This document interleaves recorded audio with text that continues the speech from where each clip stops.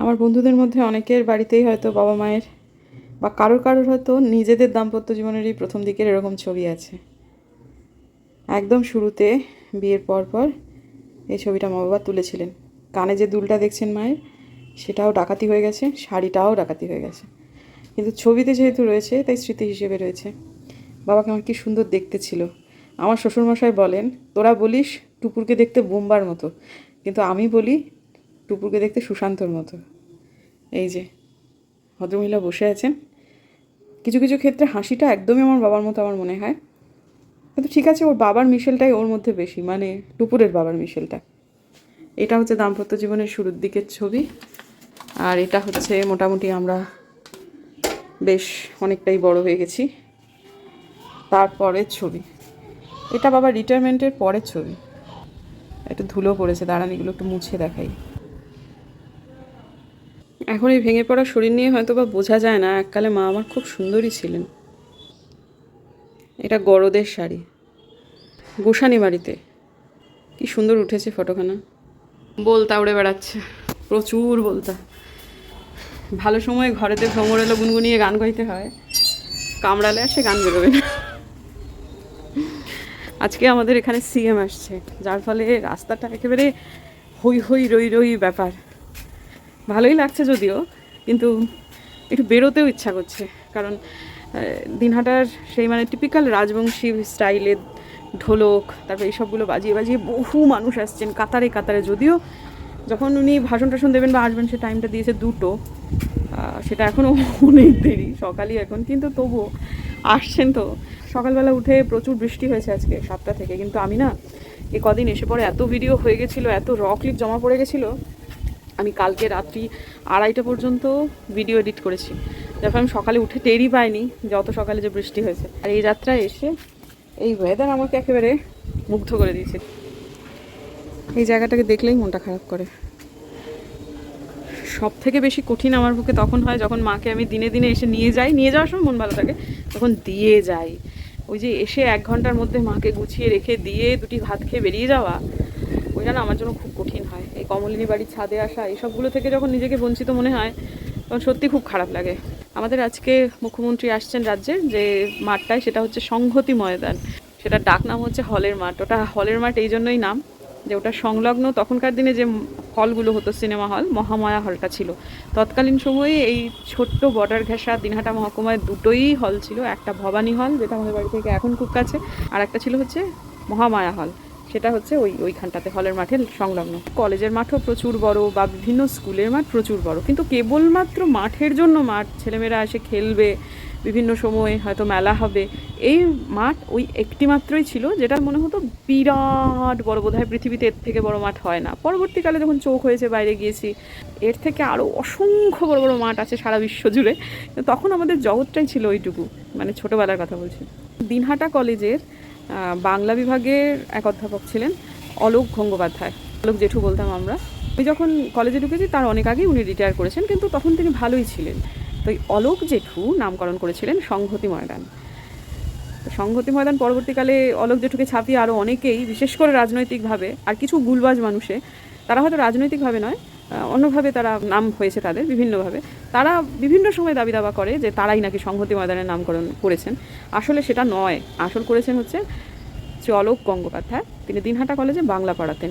অসম্ভব পণ্ডিত মানুষ ছিলেন, জীবনকে দেখবার দৃষ্টিভঙ্গিটাই একটা আলাদা ছিল। তা বাবা আমাদের ছোটোবেলা থেকেই বলতেন যে দেখুন দেখি এখন সংহতি ময়দান, সংহতি ময়দান, সংহতি ময়দান, সব জায়গাতে কত সুন্দর করে লেখা, কি সুন্দর নাম, কিন্তু কেই নামটা দিল সেটার কারোর মনে নেই। রসিক মানুষ ছিলেন, একদম মনে আছে অ্যানাউন্স করছেন, তখন আমি ছোটো, আমি তখন কলেজে পড়ি না, অ্যানাউন্স করছেন হচ্ছে কোনো একটা কম্পিটিশন হয়েছিল কলেজে, বিজ্ঞান বিভাগ, বাণিজ্য বিভাগ এবং কলা বিভাগের মধ্যে, সম্ভবত ছবি আঁকা টাকার কোনো একটা কম্পিটিশন। তাতে রেজাল্ট অ্যানাউন্স করছেন। শিল্পকলা বিভাগে প্রথম হয়েছে বিজ্ঞান বিভাগ, দ্বিতীয় হয়েছে বাণিজ্য বিভাগ, এবং কলা বিভাগ তাদের নামের মর্যাদা অক্ষুণ্ণ রেখে তৃতীয় তথা অন্তিম স্থান গ্রহণ করেছে। অলোক জেঠুর কথাতেই একবার আমাদের একটা, তখন আমরা কলেজে পড়ি, একটা ওই দেয়াল ম্যাগাজিন উদ্বোধন হয়েছিল, তখন ওনাকে প্রাক্তন অধ্যাপক হিসেবে আমাদের ডিপার্টমেন্ট থেকে ডাকা হয়েছিল। উনি এসে বলেছেন, আচ্ছা তোমরা কখনো এরকমভাবে ভাবতে পারো যে তুমি মাথায় গোলাপ লাগাও, মাথায় চন্দ্রমল্লিকা লাগাও, তোমাদের কারণ কখনো মনে হয় না যে একটা কুমড়ো ফুল লাগাই? কুমড়ো ফুলের সাথে লাগালে দূর থেকে দেখতে সেটাও যথেষ্ট পরিমাণ শোভা বৃদ্ধি করবে, কিন্তু ওটার সাথে না আমাদের একটা লোভ তৈরি হয়ে গেছে, যার ফলে কুমড়ো ফুল আমরা কখনো মাথায় লাগানোর কথা ভাবিই না। কিন্তু কখনো যদি প্রথা ভেঙে লাগাতে পারো, দেখবে তোমাকে দেখতে ভালোই লাগছে। অন্য ফুলগুলো যা সৌন্দর্য বিকিরণ করছে, এটা তার থেকে কম কিছু করবে না। এই কথাগুলো আমার খুব ভালো লেগেছিল, সে তখনও লেগেছিল, পরবর্তীকালে বুঝতে পারি এই ধরনের আইডিয়াগুলো যাদের থাকে তারা প্রকৃত অর্থেই গুণী হয়। কিন্তু সেই সময়টাতে সেই এত সোশ্যাল মিডিয়া ছিল না, তার কথাগুলো খুব একটা ভাইরাল হয়নি। কিন্তু যদি থাকতো তাহলে ভদ্রলোক খুব নাম করতে পারতেন। নাম তিনি করেছেন, কিন্তু যতটা হতো তার থেকে হয়তো বা অনেকটাই কম। যাই হোক, এখানে কি সুন্দর লাগছে দেখতে, দেখুন দেখি। ও মা, তুমি উড়ে গেলে বাছা, আমি তোমাকে একটু ক্যামেরায় ধরতে গেলাম। কি সুন্দর। এখানে আরেকটি স্থলপদ্ম মুখ বাড়িয়েছে, দারুণ লাগছে, ফুটে যাবে কিছুদিনের মধ্যে। দিনাটা শহরের একটা ছোট্ট জায়গা তো, প্রচুর ভিড়, প্রচণ্ড উন্মাদনা, কাতারে কাতারে মানুষজন আসছে। আর আমাদের উত্তরবঙ্গ ট্রেনটাও তো দুটোতেই, যার ফলে আজকের দিনটা সবাই আমাকে নিষেধ করলো, তাই আর আমি গেলাম না। রাস্তায় অসুবিধা হতে পারে। আর 12টার সময় গিয়ে কেই বা স্টেশনে বসে থাকবে, আর এখান থেকে এইটুকু স্টেশন। তা কালকে যাব, ঠিক আছে, অসুবিধা নেই। আজকে একটু বেরোবো, আমার খুব বেরোতে ইচ্ছা করছে। একটু দেখে আসি আমার চেনা জন্মভূমি, আমার চেনা শহরকে একটু অচেনা রূপে। এত উন্মাদনা, এত কিছু, জানি না মা রাজি হবেন কিনা, বলবেন হয়তো যেও না, কিন্তু তাও একটু টুকটুক করে হাঁটতে হাঁটতে সামান্য একটুখানি দেখেই আসি না কি অবস্থা। এটি হচ্ছে জলখাবার। এক কামড় খাওয়ার পর মনে হলো যে দেখাই। আমার মায়ের সাথে এটা নিয়ে ঝামেলা চলছে। মা বলছে এটা খেলে কি হবে, এটা খেলে হবে, হ্যাঁ, কিন্তু কার্বোহাইড্রেট তো হচ্ছে হেড অফ দ্য ডিপার্টমেন্ট খাবারের মধ্যে। শুনবো না কথা, অনেক হয়েছে। শুধু হায় রে, আবার কি হলো? হ্যাঁ, সুন্দর করে। হ্যাঁ, মার সঙ্গেই বসো, মার সঙ্গেই বসো। বাবা, অত কিছু করতে হবে না। তুমি তো এমনিই সুন্দর দেখতে। উমা, একেবারে দুবোন লাগছে তোমাদের। ইনি হচ্ছেন সুমিত্রা মাসি। ও, তুমি কি ফটো তুলবে ভাবছো? ফটো তুলছি না, ভিডিও করছি। হ্যাঁ, সুমিত্রা মাসি হচ্ছে এখানে প্রবন্যা আশ্রমের সুমিত্রা মাসি, এখন এই মুহূর্তে সর্বেসর্বা। সুমিত্রা মাসিও বয়স হয়ে গেল। ধুর, সবাই তোমরা কেমন বুড়ো হয়ে যাচ্ছ। আরে স্টিভ হয়ে আছো কেন গো? আমরা কথা বলবো না, কথা বলতে হবে না, এই আর কি, স্বাভাবিক, এই আর কি, সেটাই। সুমিত্রা মাসির সঙ্গে আমার বিয়ের পর দেখা হয়েছিল কতবার, না অনেকবার হয়েছে। না, ট্রেনে দেখা হলো। হ্যাঁ, ট্রেনে দেখা হলো। ট্রেনে দেখা হলো, ছবি তুলে আমার, হ্যাঁ, দিদির মেয়ের মুখে ভাতের দিনের বেলার মুখে ভাতটা ওখানে হলো, বাবা মুখে ভাত দিল তখন। তারপর এমনিতে অনেকবার দেখা হয়েছে মাসি তোমার সাথে। তারপর ট্রেনে হলো, তারপরে বাবার কাজটা হলো ওখানে, শ্রাদ্ধের দিনের খাওয়াটা হলো। তোমার সাথে আমার এমনিও দেখা হয়েছে, অনেকদিন পর অবশ্য হলো। হঠাৎ করে যখন দেখছি মুখটা, আমি এই সুমিত্রা মাসির এত বয়স হয়ে গেছে কেমন করে। দিন কি কম না, ঠিক আছে, এই বছর ঢোকে, এই বছর এই এপ্রিল মাস, এই মে মাস পর্যন্ত। কিন্তু তোমাকে দেখতে একদম দুই বোন লাগছে। দাঁড়াও, ফটো তুলে দিই, দাঁড়াও, এবার সত্যি ফটো তুলে দেবো। 2:42 বাজে, দীর্ঘক্ষণ পরে আবার ব্লগটা অন করলাম। মাঝখানের সময় অনেকে এসেছিলেন, কথাবার্তা হচ্ছিল, ওই ওপরে বাচ্চাটা এসেছিলো, তার সাথে খেলে টেলে দেখুন একদম এটাকে। যাই হোক, যেটা বলছিলাম সেটা হচ্ছে যে ইন্টারনেটটাকে স্লো করে দিয়েছে। আমার হাজব্যান্ড ফোন করেছিল, কথা বলা যাচ্ছে না, ডেটাতে অন করে তো কিছু করাই যাচ্ছে না। যদি বাড়িতে ওয়াইফাই না থাকে তাহলে এখন ডেটায় কাজ করা খুব কঠিন। এখন আমি কালকে ভিডিওটা আপলোড করেছি, আপলোড হয়ে গেছে, কিন্তু টাইটেল থাম্বনেল দিইনি। কী করে কী হবে জানি না। এদিকে সিএম এখন আলিপুরদুয়ারে, সেখান থেকে কখন দিনহাটায় আসবে জানি না। মেলার মতো লোক যাচ্ছে, কাতারে কাতারে কাতারে কাতারে লোক যাচ্ছে। মা বারণ করছে বেরোতে, কিন্তু একটু বেরোতেই হবে। আজকে মায়ের একটা ফোন কিনতে হবে, কারণ ওই ফোনটা না চলবে না, বোঝা যাচ্ছে ওটা শেষ নিঃশ্বাস ত্যাগের সময় চলে এসেছে ওটা। তা সেটার জন্য একটু বেরোতে হবে। ওই অতটুকু অ্যামাউন্টই তুলে ফোনটাকে কিনে পুরোনো ফোনের যত ডেটা সব নতুন ফোনে ট্রান্সফার করিয়ে নিয়ে তবে আমাকে আসতে হবে। সেজন্য তো আমাকে যা হোক বেরোতেই হবে, দেখি কী করি। একটা ভজকটার সময় বটে এই সময়টায়। এত টেনশন হচ্ছিল যে কী করে আপলোড করব, না আপলোড হয়ে গেছে, মানে কী করে আপনাদের সামনে মানে ওটাকে পাবলিক করব, সেটাও যেমন একটা ব্যাপার, তেমন আমি এখানে কিন্তু কথাগুলো বলছি, কিন্তু ওই দিক থেকে একটা ঢাক বাজাতে বাজাতে সব যাচ্ছে। তো দেখলাম পিল করে মানুষজন যাচ্ছে, একদিক থেকে আসছে। ব্যাপারটা না খুব কনফিউজিং আর কি, যে কী যে হচ্ছে। মানে সিএম কি এসে চলে গেল, পরে বুঝতে পারলাম এই সময়টাতে না মুখ্যমন্ত্রী এসে চলে গেছেন। আমার যেটা দেখছিলাম যে আলিপুরদুয়ার থেকে তিনি অনেকক্ষণ আগে বেরিয়ে গেছেন, হয়তো বা দিনারায় খুব বেশিক্ষণ ছিলেন না, কিন্তু যাই হোক এসেছিলেন। তো মা আমাকে বারণ করেছেন যে না তুমি যেও না, কারণ এত পরিমাণ গ্রামের মানুষ, তবে কোনো রকম মারামারি বা উত্তেজনা হয়নি। আমি একটুখানি চিন্তা করছিলাম যে হয়তো বা হতে পারে, কিন্তু আমার মানে আমি কোনো বড় মাপের কোনো পার্টির লিডারকেই কখনো চোখের সামনে খুব একটা না দেখেছিলাম। বুদ্ধদেব ভট্টাচার্যকে দেখেছিলাম, তখন আমি ক্লাস 9-এ পড়ি, হ্যাঁ, তারপর আর দেখিনি। মানে চোখের সামনে দেখিনি আর কি। তাই একটু ভাবছিলাম কাউকে একটা দেখি আর কি, সে যে পার্টিরই হোক না কেন দেখি। তো যাই হোক, ঠিক আছে। তারপর এখন এই মুহূর্তে আমার প্রচণ্ড টেনশন হচ্ছে, কারণ রাস্তায় প্রচুর মানুষজন। হ্যাঁ, তারা সবাই নীরব এবং ভদ্রভাবেই যাতায়াত করছে, কিন্তু তারা সব গ্রামের মানুষেরা, তারা সব সিএমকে দেখতে এসেছিলেন। এদিকে আমি ভিডিওটা কিছুতেই আপলোড করতে পারছি না। এই সময়টা না একটা টেনশনের আবহ চলছে, মানে মানুষজন সেরকমভাবে খুব একটা টেনশন দিচ্ছে না ঠিক কথা, কিন্তু কেমন যেন মানে অ্যাটমসফিয়ারটা একটু টেনশনের ছিল। তা যাই হোক, অনেক কিছু কাজকর্ম সেরে শেষ পর্যন্ত ভিডিওটা আপলোড করতে পারলাম একবারে 6টার সময়। তারপর আবার কালকেই বেরিয়ে যাব দিনহাটাতে, মার ফোনটা কিনতে যেতে হবে। মানে এই পিলপিল জনসমাগম যতক্ষণ না পর্যন্ত যাচ্ছে ততক্ষণ আমি বেরোতেও তো পারছি না। এতক্ষণ পর 6:05 ভিডিও আপলোড করতে পারলাম। কী যে টেনশন হয়ে গেছিলো, মনে হচ্ছিল আজকে বোধহয় হলো না। 4টের সময় ভিডিও দেওয়ার কথা, ঠিক আছে 2 ঘন্টা পরে হলো। মায়ের এই ফোনটা আর চলবে না বন্ধুরা। এই ফোনটা এই ব্যাটারিটা চেঞ্জ করার পর তারপর ফোনটা অস্বাভাবিক বেশি গরম হয়ে যাচ্ছে, এবং শুধু তাই না, আরও অনেকগুলো সমস্যা দেখা দিচ্ছে। মার ফোন না দিলে, মানে স্মার্টফোন না হলে আজকাল তো চলে না। আমাদের দু বোনের সাথে তথা আত্মীয় স্বজন সবার সাথেই যোগাযোগের একটা মাধ্যম এই ফোনটা। সুতরাং মাকে ফোনটা অবশ্যই একটা দিতে হবে। তবে একটা জিনিস, যে আমি আগে বলেছিলাম যে আমি আমার ইউটিউবের টাকা প্রথম খরচ করেছিলাম এই ফোনটা কিনে মাকে উপহার দেব হিসেবে। তা আমি কিন্তু এইবারে ফোনটা দিইনি, এটা কিন্তু আমার মায়ের নিজেরই কেনা। সেটাও কিন্তু আবার আমি অবশ্যই আপনাদের এটা আমার জানানোটা উচিত, নাহলে হয়তো একটা ভুল বোঝাবুঝি অনেকেই ভাবেন এটাও আমি দিয়েছি, তা নয়। এবারের ফোনটা আমার মায়ের নিজেরই কেনা। আমি দোকানে গিয়ে বলেছিলাম যে আগের ফোনটা ঠিক যেরকমভাবে মা ব্যবহার করতেন, একদম হুবহু একই রকমভাবে ব্যবহার করতে পারেন সেরকম একটা ফোন নিতে হবে আমাকে, কারণ মাকে বুঝিয়ে দেব। মা তো আজকাল বয়স হয়েছে, মানে একটু এইসব ব্যাপারে কম সড়গড়, তাই জন্য একদম হুবহু ওই ফোনটার মতোই সব কিছু সেরকমই আর একটা ফোন নেওয়া হলো।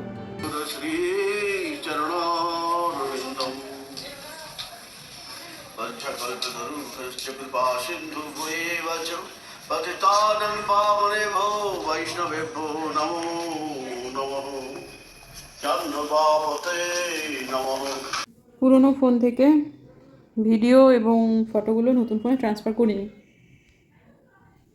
এই ফোনটা তো আমার কাছে থাকবেই। এই ফোনে যেটা এখন দেখালাম সেটা আমার মেজো মামার ভিডিও।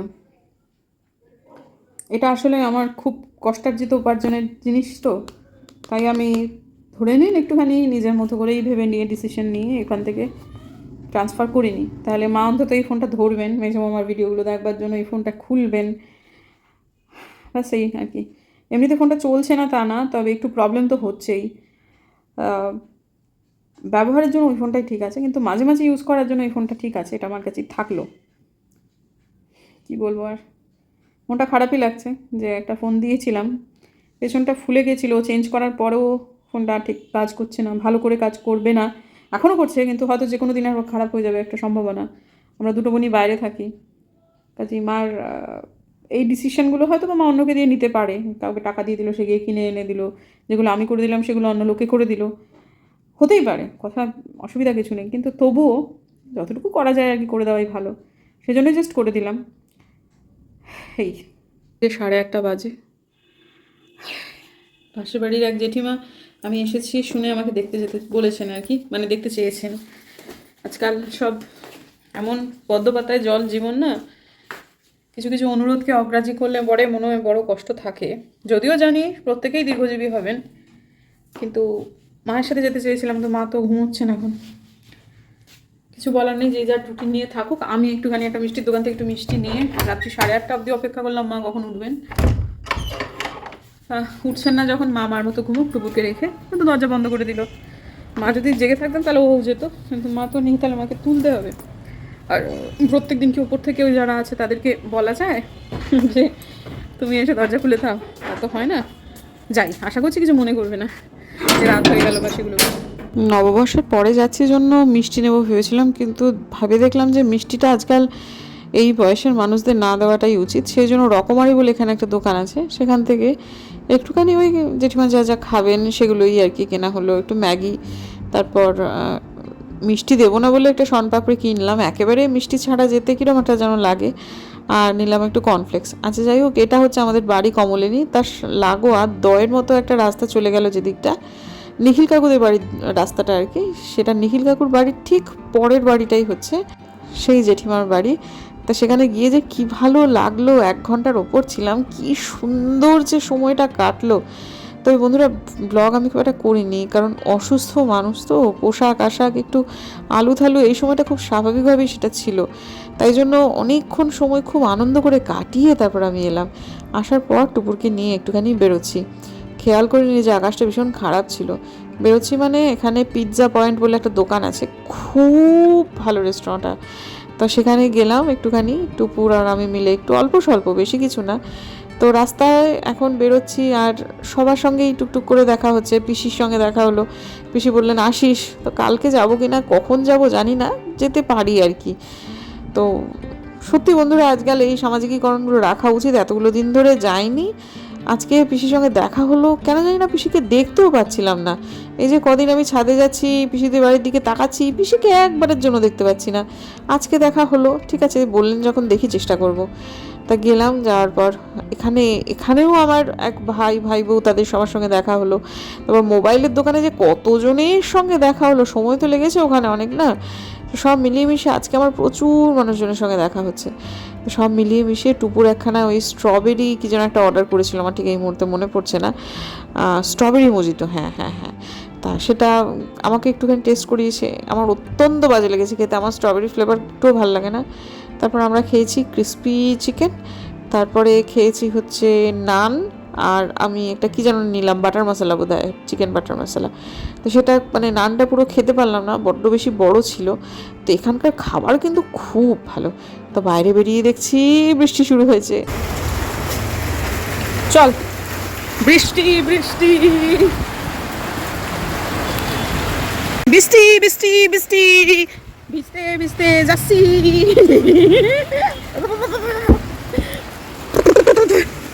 ভাগো ভাগো ভাগো ভাগো ভাগো ভাগো ভাগো ভাগো, বাড়ির দৌড়ে এসে এবার দৌড়াও।